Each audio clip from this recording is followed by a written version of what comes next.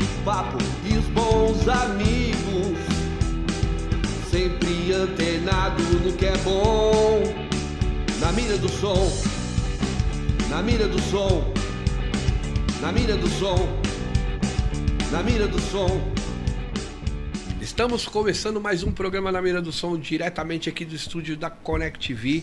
Estamos aqui com Gil Freitas. Hoje sensacional. Salve. Seja bem-vindo, meu amigo. Obrigado. Né? Gil Freitas, que tem alguns trabalhos, né? Mas eu vou falar do principal, que é esse aqui, né? Sub-Rock. Isso aí. Né? Sub-Rock. Esse daqui é o último. É o último EP, Desevolução. Fala um pouco como foi concebido isso aqui.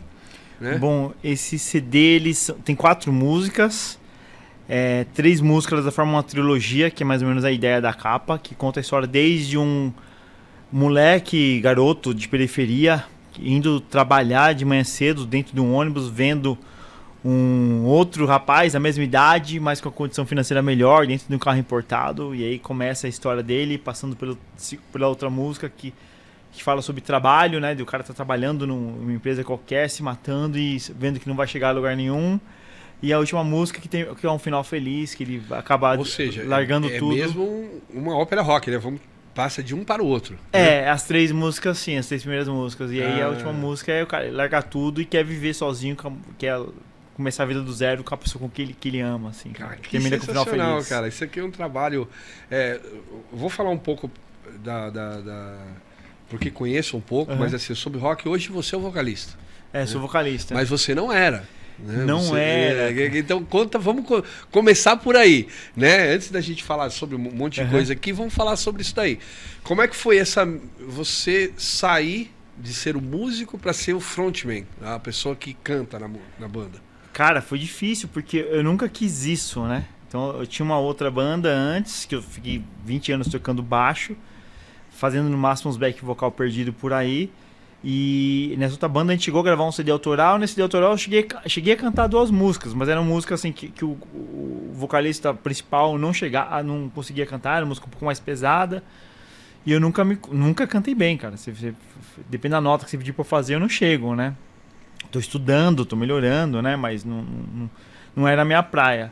E aí quando eu comecei a subir rock, eu chamei o Maurício, que era um amigo meu, que canta muito melhor que eu, canta bem pra caramba. E ele seria o vocalista principal, eu seria baixista e um segundo vocalista. Um pouco mais que um back vocal, mas um segundo vocalista. E aí cantando só as músicas mais pesadas mesmo, e ele cantaria as músicas mais que necessitariam de uma melodia de voz um pouco mais caprichada. E ele acabou saindo da banda, e aí caiu no meu colo cantar tudo e ficar 100% vocalista. Mas assim, você já tinha gravado outros discos com ele? Não. Já, acho que foi no terceiro EP que ele saiu. Que ele resolveu sair. Ele saiu. E aí, como é que foi agregar essas outras músicas? Você assumiu também essas outras músicas? Sim. De cantar o antigo repertório? Sim, foi muito difícil, assim, porque assim, algumas músicas, como eu falei, ele tem uma voz mais melodiosa do que a minha voz um pouco mais de força. Então no ao vivo você percebe a diferença, né, dos 2 vocais. E tem música que a gente fez para 2 vozes. Então são vozes alternadas. Quem Sabe e a Governo Genocida são músicas feitas para 2 vozes. Então várias músicas que a gente fez para 2 vozes. Então assim, a respiração, o momento de respirar é muito diferente. Então, tanto é que tem música que tô terminando cantando a última frase lá da estrofe, eu tô quase morrendo sem voz, ofegante, porque não foi feito para uma pessoa só cantar.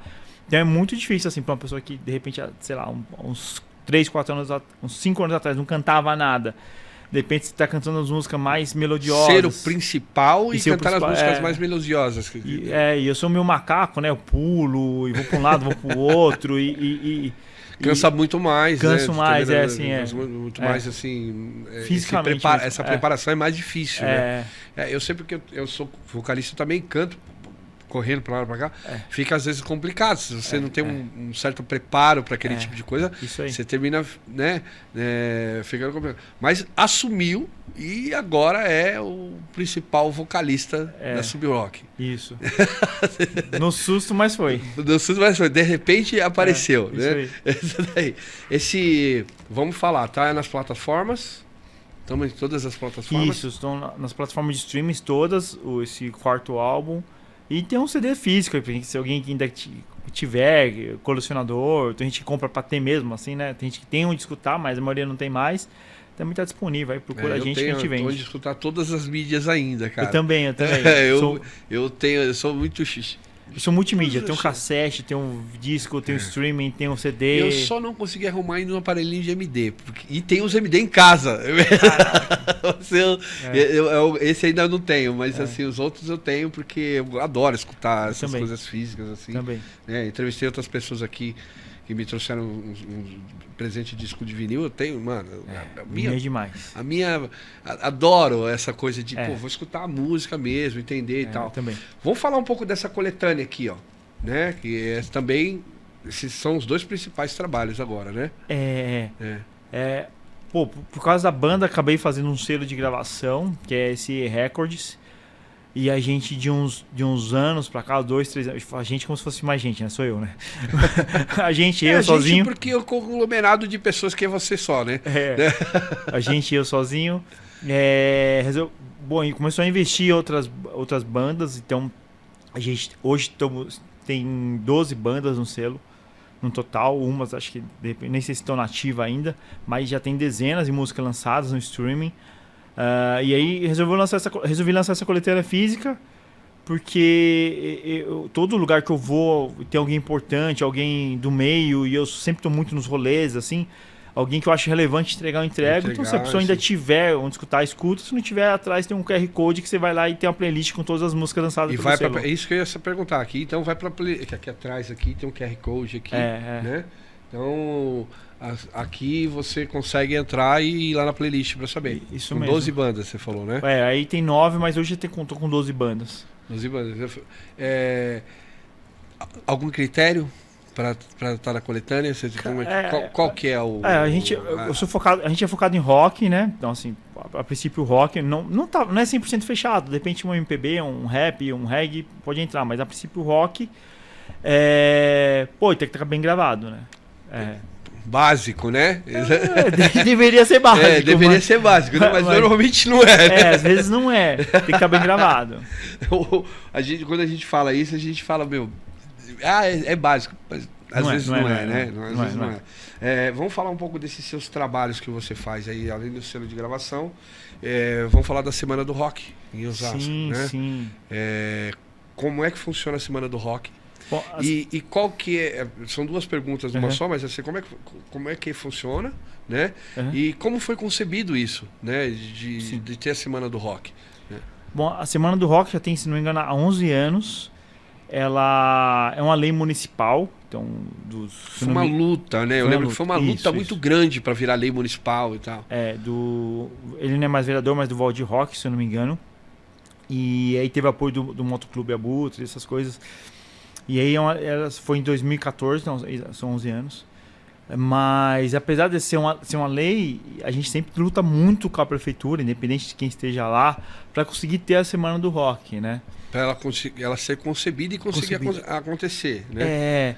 E aí tem uma ideia inicial dela que é muito bacana, que é ter palcos em vários cantos periféricos de Osasco, ter abertura para bandas de Osasco e da região, né? Não só de Osasco, pagar um cachê para as bandas autorais, que a gente sabe que hoje em dia é difícil pra caramba, e não tem distinção de banda autoral e banda cover. Então já tô com banda cover, já tô com banda autoral. Então é uma lei bacana que democratiza o rock naquela semana, e é na semana do Dia Internacional do Rock and Roll. E é isso, teve um ano passado quase não teve, a gente teve que brigar um pouquinho com a prefeitura lá para terminou rolando aos 45 do segundo tempo. Exatamente, né? E aí ano eu de acho eleição. Que eu participei desse do ano passado, eu acho que eu participei, né? Que foi que teve o palco em Presidente Altino, não foi? Ou foi no retrasado? Acho que foi no retrasado. Ano passado teve no Rochidale, na Fábrica de Cultura, que ia ser então só ele. Foi no retrasado que eu participei. Ser só ele, ia ser ele e 4 bandas só. Aí a gente viu, opa, peraí, não é assim.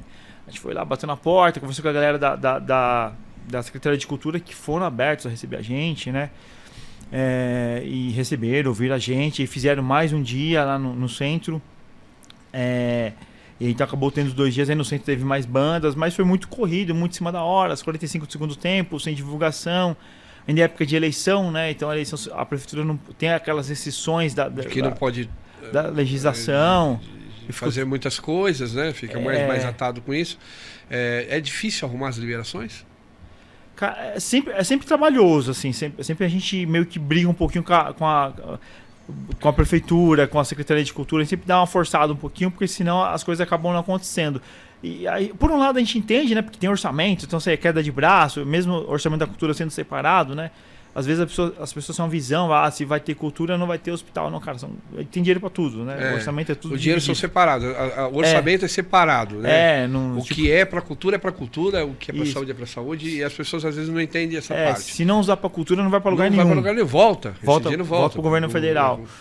Então tem que usar Mas sempre meio que na raça assim, a gente acaba conseguindo. O ano passado, que nem eu falei, a gente teve meio em cima da hora, conseguiu um diálogo com a secretaria e conseguiu fazer. 2025, tem já conversa? Como é que vai ser isso? Cara, a gente está começando a se reunir os músicos e bandas, né, da cidade já. A gente está tendo aquelas conversas iniciais para tentar puxar essa conversa com a secretaria antes, para estar com o secretário novo, que o prefeito é novo. Então a gente sempre entende que quando tem esse lance de novo, a pessoa tem essa vontade um pouco maior de fazer as coisas. A gente já tivemos uma conversa prévia com o pessoal de eventos e parece que esse ano vai ter uma boa vontade da Secretaria de Cultura para que aconteça de uma forma mais tranquila, sem briga, mesmo do jeito que tem que ser. Assim. A gente está bem otimista. E pretende quantas bandas esse ano?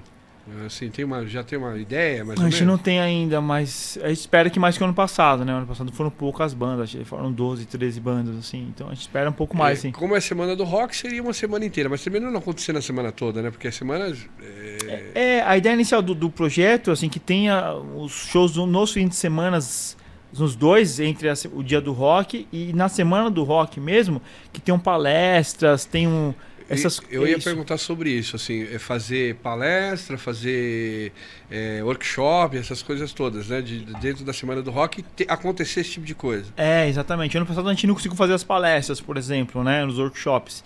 E é muito importante, né? Porque a gente sabe que muita gente, assim, não tem todo o conhecimento de como funciona esse mecanismo, né? A gente é músico, a gente quer saber de tocar, subir no palco tocar. Mas tem todo o mecanismo por trás, desde como lançar, ISRC...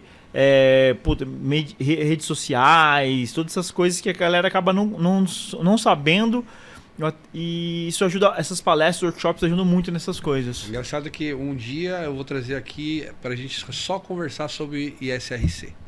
A galera não sabe. Essa é uma dúvida gigantesca. Eu não vou abrir hoje porque é extenso, esse trabalho é muito extenso, mas quero trazer um dia só pra gente conversar sobre isso. E já provoco aqui que seria muito importante a gente ter uma palestra falando sobre esse tipo de coisa, né? Quem tiver curiosidade depois dá uma entrada lá para saber o que é, né? É como se fosse um RGzinho lá, um númerozinho que a música tem que ter e tal, né?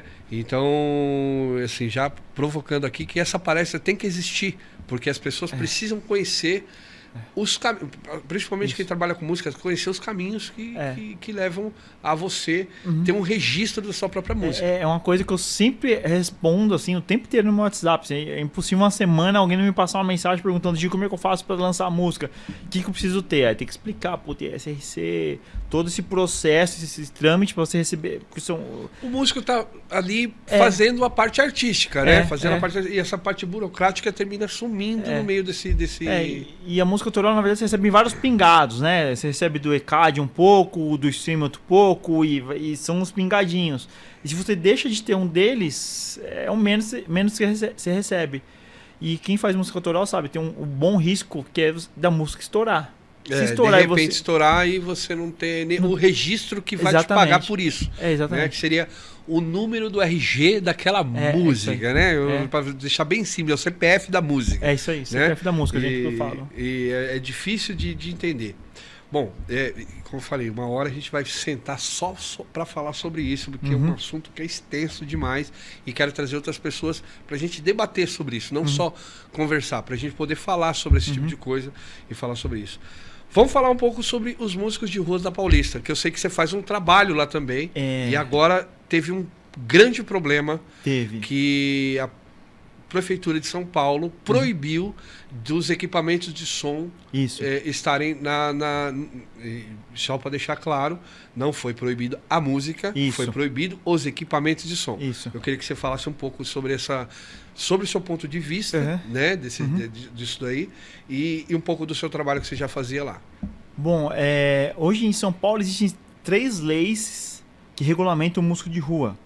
O que é uma vantagem, porque outras cidades não têm. Então, por exemplo, Osasco não tem essas leis, Rio de Janeiro tem, mas sei lá, Curitiba não tem, Brasília não tem, outros grandes polos de música não tem. Tem uma vantagem. Então, hoje, o músico em São Paulo, na cidade de São Paulo, ele pode tocar quando ele quiser, respeitando as regras das leis.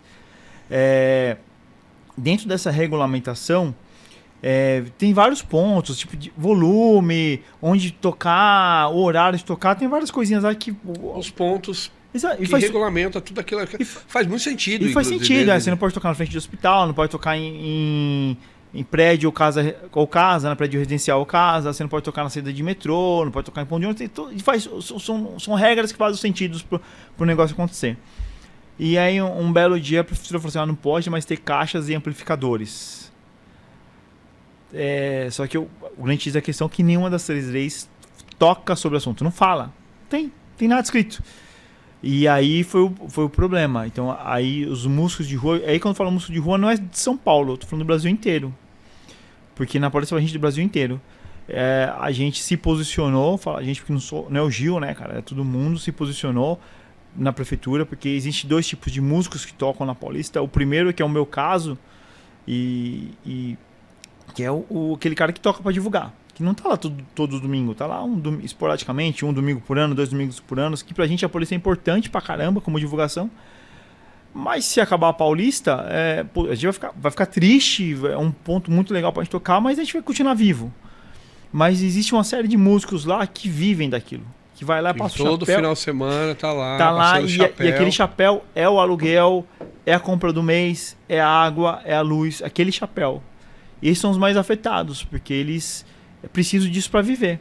E a prefeitura, quando fez isso, a primeira coisa que fez foi tirar o ganha-pão de dezenas de artistas de rua que vivem disso lá na Paulista, que é muito complicado. Fora as outras centenas aí, ou milhares de músicos que usam a Paulista para divulgar seu som, sem nenhum respaldo da lei. Então a gente foi lá, a gente fez uma manifestação na frente da Gazeta, e aí foram músicos do Brasil inteiro, inclusive de Osasco, foram lá também representando a cidade, São Paulo e gente de outros estados. Pedimos a reunião com a subprefeitura não nos atendeu. No primeiro momento retirou esse impedimento, então as bandas já podem tocar lá. Podem voltar a tocar com os equipamentos. Lá. Exatamente. Até porque se não está na lei, não tem por que proibir. Eles interpretaram assim, tem uma parte na lei que diz que não pode ter estrutura de palco. Mas estamos falando de estrutura de palco, de você construir um palco, de colocar... Então, e aí fica ambígua a interpretação. Aí eles entenderam que é caixa de som, só que assim, não fica ambígua a interpretação, né? Eu acredito, aí eu vou falar uma opinião minha, né? Que teria que ter uma regulamentação específica. Exatamente. Aí assim, olha... pode, mas tantos decibéis, tantos watts, tantos não sei o que lá. Por quê? Porque também acontece um outro problema, porque eu já fui um músico que toquei na Paulista e posso falar com toda clareza sobre isso. Um outro problema é de que assim, você leva a sua estrutura e tal, e aí chega um cara com uma estrutura gigantesca. Isso aí. E coloca do seu lado e aí atrapalha o cara que tá com o seu voz e violão com a caixinha pequenininha. Isso aí. Né? Isso aí. Então assim, e aí quando eu falo assim, quando a gente fala de estrutura, então quando a gente fala de estrutura, a estrutura é praticamente tudo, porque não é só palco, né?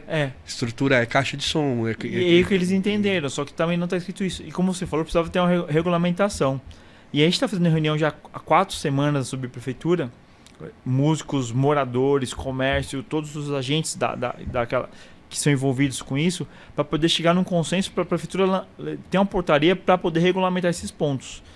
Então a gente entende que a caixa de som não é uma estrutura, ela é complemento do instrumento, então não seria considerado como estrutura, então você não consegue tocar uma guitarra sem um amplificador de guitarra. Sim. A voz sem amplificação do microfone, uma PA de voz, ela não vai para lugar nenhum. Então a gente entende isso e a gente entende também que não é o problema, que o problema são as pessoas que extrapolam o que a legislação de hoje já permite de decibéis, e isso que mais atrapalha.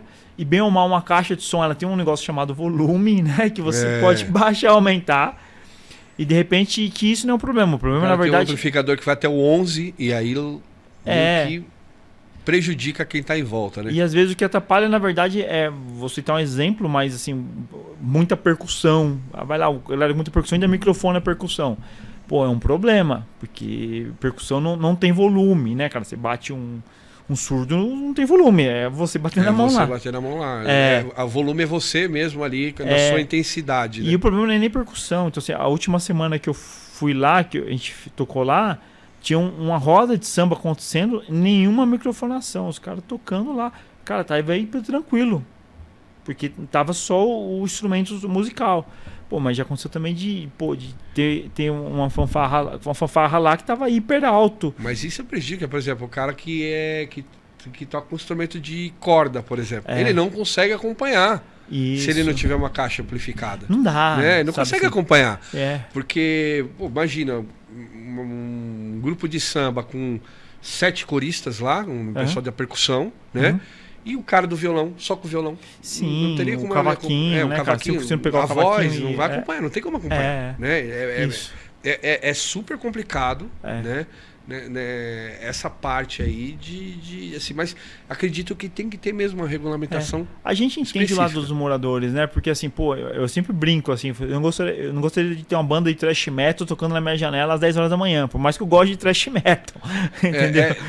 Não, e assim, por mais que você goste disso, imagina se você tem um filho recém-nascido. É super complicado. Mas a legislação já fala que não se pode montar na casa, na frente de um prédio. Então a gente entende também que se a prefeitura de São Paulo fiscalizar de uma forma correta, pô, não precisa de muita gente não, 2 fiscais, um com decibelímetro lá, anda de ponta a ponta o dia inteiro lá, pô, baixa o volume, aqui tá muito alto, aqui tá muito alto. Aqui você não sem pode agredir quem tá lá, simplesmente instruindo quem tá lá. Olha, você tem que abaixar, olha, isso aqui não é permitido. Pô, aqui está no frente do prédio, esse prédio que não pode, monta ali do lado ali, já pode. Essas coisas, cara, simples. São coisas simples que funcionariam bem. Né? A gente, de modo geral, a gente entende que o poder público falha na fiscalização. E isso gerou problema, e aí os moradores reclamam com razão, porque tem gente que abusa e acaba prejudicando quem tá lá, eu lembro precisa. Que no dia que eu fui fazer a apresentação lá, né, a gente fez uma parceria acho que em 3 bandas para poder tocar, porque normalmente o que a gente faz isso aí. Pra gente poder compartilhar equipamento e tal, não sei o que lá. Cara, chegou uma banda lá com uma estrutura gigantesca, né? E aí, assim, não dava pra gente fazer. Né? A gente teve que sair, atravessar com equipamento que já não é fácil, chegar ali, porque fica fechado todas as imediações ali. Isso. Então você tem que carregar equipamento no braço, né? E a gente teve que atravessar para o outro lado, porque metade da Paulista era dos caras. Eu brinco assim, pô, era lugar para pocket show, né, cara? 2 pezinhas de voz, um amplificador de cada, bateria, acabou pra banda, sabe assim? E é isso. O roda de samba é tudo sem microfone pro cavaquinho, pra voz, é isso. E bem tranquilo. E é por aí, sabe assim. Eu brinco, né? Mas você não faz só na Paulista, né? Você faz em outros locais também, né? Hoje eu tô só na Paulista, né? Eu cheguei a fazer um pouquinho na calçada da Galeria do Rock, aos sábados. Pretendo voltar com autorização da prefeitura, com papel de evento, etc. Tem uns eventos que eu faço fechados em bares, e uma vez por mês eu sempre faço um. Então tem esse mês tem no Lau, a semana que vem tem no Cardial Pub, já tem um dia marcado em Mauá. Então sempre uma vez por mês eu marco um evento fechado, chamo bandas amigas e parceiras e a gente faz uma brincadeira. Só para deixar aqui um parênteses aqui, isso aqui é um produtor real musical. Né? Porque esse aqui tá garimpando a galera lá, tá indo atrás e correndo atrás. Verdadeiro produtor musical mesmo, né? Raiz, né? Que tá ali batalhando pelas bandas autorais, que eu vejo muitas postagens suas aí, não só pela sua banda, mas também pelos outros, defendendo o direito dos caras de poderem estar trabalhando. Né? Vejo também algumas vezes que você vai lá atrás, mano, vamos a gente precisa ter cachê para os caras, precisa correr, precisa ter precisa de estrutura, tal, que é muito difícil, né? De complicado de fazer. Eu sei que é muito, muito difícil, mas assim, já vou te parabenizar porque isso aí é muito difícil. Eu sei que é difícil, cara, porque a gente que está do lado de cá, a gente sabe que é complicado de fazer, tá ligado? Não é, a gente não tem apoio. Tipo, tem muita coisa que tenta brigar no bom sentido com o poder público, né? Então, pô, Semana do Rock tem que bater na Secretaria de Cultura, pô, tem que ir lá sobre a Prefeitura da Sé. Lei, né? Isso é complicado. É uma lei, deveria estar dentro do calendário da cidade. Pô, e tem Semana do Hip Hop, sabe? Tem várias outras coisas que deveriam acontecer na cultura da cidade. Isso acontece se a gente brigar. É que a gente fala pelo rock porque nós somos do rock. Isso, mas não é só rock. Mas não é só rock. A gente tem como você falou, Semana do Hip Hop tem outros segmentos que também precisam ter atenção, que, volto a dizer, faz parte do calendário, que deveria estar inserido dentro da programação, independente do que estivesse acontecendo na cidade. Né? Porque eu acho louvável até de ter outros eventos, fazer outras coisas, mas os que são, principalmente esses que são leis, né? Lei orgânica municipal. Ela teria que estar funcionando. Isso aí. Cara, eu vou mostrar aqui que isso aqui é toda a coletânea, é isso? Quase toda a nossa discografia. Discografia de tudo. A gente não, nem a gente mais tem tudo, né? Vou mostrar aqui, depois eu vou pedir para os meninos mostrarem individualmente, mas tem aqui, ó. A gente lançou já 4 EPs e 2 álbuns ao vivo. 4 EP, eu vi que aqui foi um gravado na Kiss, né? Isso, no Kiss Club, cara. Na Kiss Club, né? Esse aqui, é o primeiro ato, parte 3. O terceiro EP. Sensacional, adoro ganhar essas coisas, cara, porque aí eu tenho coisas para ouvir novas. Esse foi o primeiro. Esse é o primeiro, né? E esse foi o segundo. E o segundo, que é o Esperança. Né? E o quarto. O quarto, que é esse aqui, que tá quentinho, né? Saindo aqui. Na verdade, ele lançou 5 EPs. Aqui tem um EP que a gente lançou em versão espanhol, também que eu acabo sempre esquecendo. Legal! Um portunhol, espanhol, sei lá. Já misturou tudo. Espanhol com português? Espanhol com sotaque português. Um rapaz uruguai escutou, falou assim, eu falei assim, tá muito ruim espanhol? Ele falou, ruim não tá. Mas a gente percebe que não é fluente, né? Ele falou assim, você tá com... É um espanhol com sotaque. Beleza, mas é espanhol? Falou, ele é. Então tá bom. Então tá sensacional. Então tá bom. Chegamos ao objetivo. Você entendeu? Ele entendi. Então tá bom. Meu amigo, essa conversa... Não, como eu falei, tem um papo aqui pra gente falar dias, cara. Né? E eu quero trazer você aqui com uma galera pra gente conversar alguns assuntos específicos, porque você é um produtor cultural que realmente é ativo, né?